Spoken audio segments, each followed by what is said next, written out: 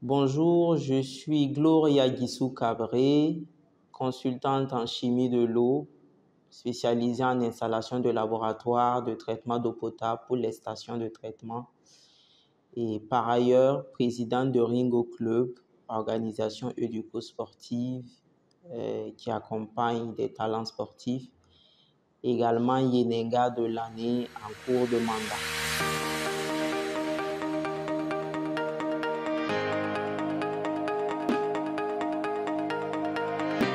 Mon métier de consultante en chimie de l'eau spécialisée en installation de laboratoire consiste à mettre mes services pour l'installation de laboratoires de traitement d'eau potable pour les stations.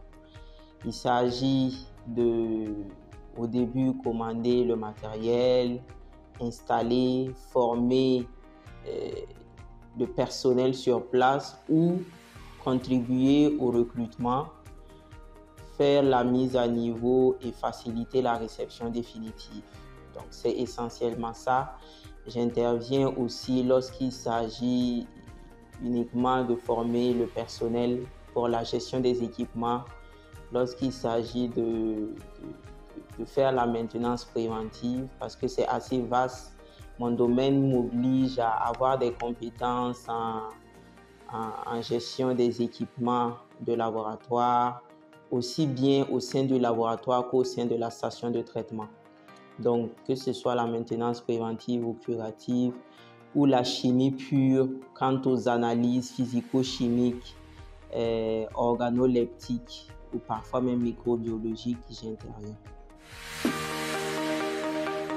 Alors, avoir choisi génie civil option gestion et maîtrise de l'eau, devenu aujourd'hui hydraulique, eau et assainissement HEA, c'est motivé par le besoin du terrain. J'ai estimé que, étant un pays sahélien, le Burkina Faso avait besoin d'avoir des compétences dans le domaine de la gestion de l'eau, dans le domaine de la préservation des ressources naturelles et allant dans le sens du traitement spécifique de l'eau. Je pense que ce sont des compétences qui sont rares d'avoir des chimistes et qui puissent se vendre à l'international. C'est ce qui m'a motivé. L'eau va rester une ressource incontournable et c'est une ressource rare au Burkina Faso. Si l'on peut réfléchir à des solutions novatrices qui puissent permettre de traiter de façon plus efficiente et de pouvoir économiser davantage de ressources, je pense que c'est le bienvenu. Raison pour laquelle je me suis orienté vers ce domaine. Je suis surtout passionné d'eau.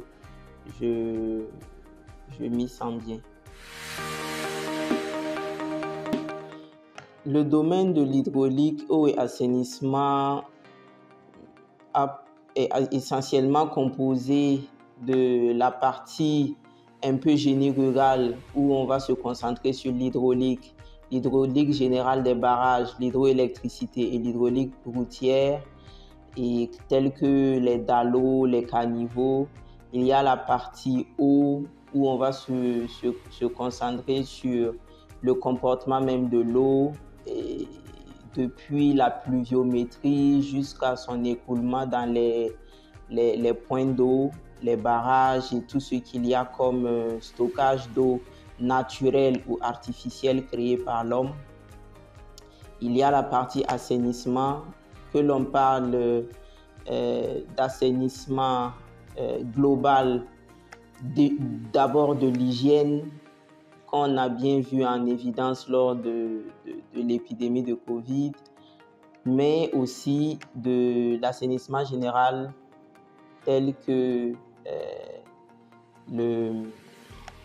l'assainissement individuel dans les ménages et les traitements de boues de vidange pour l'assainissement à l'échelle des villes et des pays. Donc, à l'intérieur, on va pouvoir avoir accès à un grand nombre de formations qui se distinguent entre eux par le volume horaire. Plus c'est important pour la filière, plus il y aura un gros volume horaire. Mais nous avons pu bénéficier à la base de formations sur le dessin, par exemple, dessin architecture, parce que c'est important qu'un ingénieur sache faire des plans, sache lire des plans et sache les exécuter. Et des formations même dans le domaine de la langue, parce que la plupart des documents en chimie sont en anglais. Donc, c'est la même chose pour les documents d'ingénieurs. C'est important de pouvoir connaître tout ça. La formation n'est pas que dans son contenu, c'est aussi dans la qualité des enseignants qui nous ont tenus. Il y a des enseignants comme cela qu'on n'oublie pas et je me perdrai à en citer, mais notre professeur principal de filière, Dr Diafaro Moumouni, avec lequel je suis toujours en contact, il est nigérien, il est au Niger, il continue d'intervenir à l'USUB Jeunesse, mais c'est un professeur qui aime ce qu'il fait et qui vous fait aimer le domaine. Il y en a plusieurs comme ça et ce sont ces personnes-là qui sèment une graine de recherche en vous, qui font que vous avez envie de découvrir davantage le domaine. Et c'est pour cela que j'estime que ce n'est pas uniquement le contenu, mais aussi ceux qui vous apportent le contenu, qui ont fait que ce domaine nous a passionnés.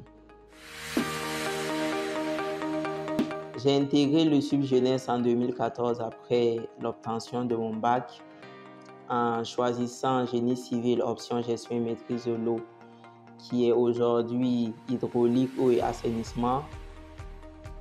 J'ai obtenu la licence, puis le master. Donc, plus tard, j'ai eu à faire d'autres spécialisations en Égypte, en technologie, sciences et technologies de l'eau, option chimie de l'eau. Mais pour ce qui concerne l'USUB Jeunesse, les débouchés qui s'offraient à nous déjà étaient nombreuses et on avait déjà remarqué ça lors des stages. J'ai fait des stages à l'ONEA, l'Office national de l'eau et de l'assainissement, tant dans la station de traitement d'eau potable de Paspanga qu'à la direction régionale à Gouguin, ainsi qu'à Ziga lors de la construction de Ziga 2.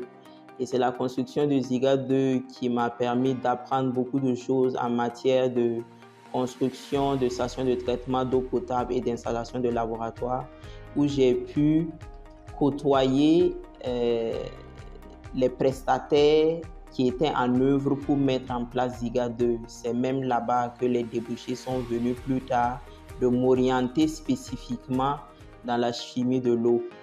Et la suite a été après que la personne décide d'exercer spécifiquement en laboratoire ou de rester en ingénierie pour la partie génie civil. Donc, l'étudiant peut rester en ingénierie, construction des infrastructures hydrauliques.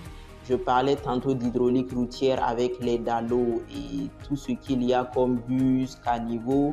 Il y a les châteaux d'eau qui sont des infrastructures hydrauliques. Ils peuvent travailler en barrage et faire des spécialisations en hydroélectricité. Il y a le génie rural, mais pas que. Ce n'est pas uniquement dans l'eau parce que faire ces formations nous ont permis aussi d'apprendre sur l'irrigation. Voilà, donc tous les systèmes d'irrigation, goutte à goutte, aspersion et gravitaire et tout ce qu'il y a, permettre ceux qui veulent aller vers l'agriculture d'avoir des compétences, de se vendre sur le marché. Du coup, avec le type de profil que nous avons, nous pouvons travailler au sortir du master dans tous ces domaines, dans l'agriculture, dans le BTP, génie civil, dans la maîtrise d'ouvrage dans le traitement d'eau potable et voilà, c'est assez divers et diversifié. J'ai porté mon choix sur le Sup Jeunesse d'abord par recommandation parce que j'ai eu de bons retours de mon cousin qui y était déjà, également aussi en gestion et maîtrise de l'eau à l'époque. Et j'ai donc postulé pour poursuivre l'université là-bas. J'ai ensuite été rapidement adopté. J'ai également adopté le Sup que je porte dans mon cœur. Les professeurs ont toujours été très ouverts pour aller au-delà du simple rôle qui leur a été assigné, que ce soit pour des explications plus tard ou des recommandations de stage. Ils sont ouverts et je n'ai jamais peiné à avoir un professeur de suivi. J'ai eu la chance dans le travail d'être major de promotion de la première année au master et dès la licence, il y a des concours de projets où j'avais eu une bourse bronze, puis la bourse d'excellence major qui prenait en charge la totalité de ma scolarité. Ça, c'est la bourse or. J'ai ensuite signé un contrat d'ambassadrice sportive et académique. Je vais donc dire que je suis la première ambassadrice sportive et académique de le Sup Jeunesse de 2018 à 2020. Et puis, la suite, ça a été tout simplement de rester en contact parce que j'ai eu l'occasion, par exemple, pour la première bourse d'études en Égypte, à travers l'ambassade d'Égypte, que ce soit le Sup qui propose mon profil. Donc, c'est important pour moi de mentionner le fait qu'au-delà de l'aspect académique, le Sup Jeunesse a un visage humain. Le Sup met l'humain au devant. Et c'est pour cela qu'ils tiennent compte pas que du papier, mais aussi de la formation para-académique, les concours d'étudiants, le sport, et ils ont beaucoup investi. Si je suis ce que je suis aujourd'hui, président de Ringo Club, qui offre plus d'une soixantaine de bourses en partenariat avec des partenaires, c'est parce que le Sup Jeunesse a d'abord cru en moi pour m'offrir une bourse de master en son temps. Donc, je voudrais profiter de l'occasion, remercier le directeur général et tout le corps professoral qui y sont toujours ou qui ne sont plus pour l'impact qu'ils ont sur chacun de nous et sur le fait qu'ils façonnent des bâtisseurs d'avenir. Il y a un proverbe qui dit que les enfants suivent le modèle plus qu'ils n'écoutent les conseils. Je vais donc inviter tous mes jeunes frères et sœurs à suivre les modèles que font sortir le Sup Jeunesse, qui savent où trouver de l'emploi, qui sont habitués à se battre, parce que je vais vous dire que ce n'est pas un lieu où on s'amuse. On y travaille et on s'amuse de temps en temps. Et ils peuvent s'approcher s'ils n'ont pas de choix de filière en tête pour avoir des orientations. Nous restons des alumni, nous sommes à côté pour donner des conseils aux besoins, pour ouvrir des portes aux besoins. Mais le plus important, c'est qu'ils puissent savoir où ils vont. Parce que si c'est le cas, le Sup Jeunesse pourra les aider à y arriver.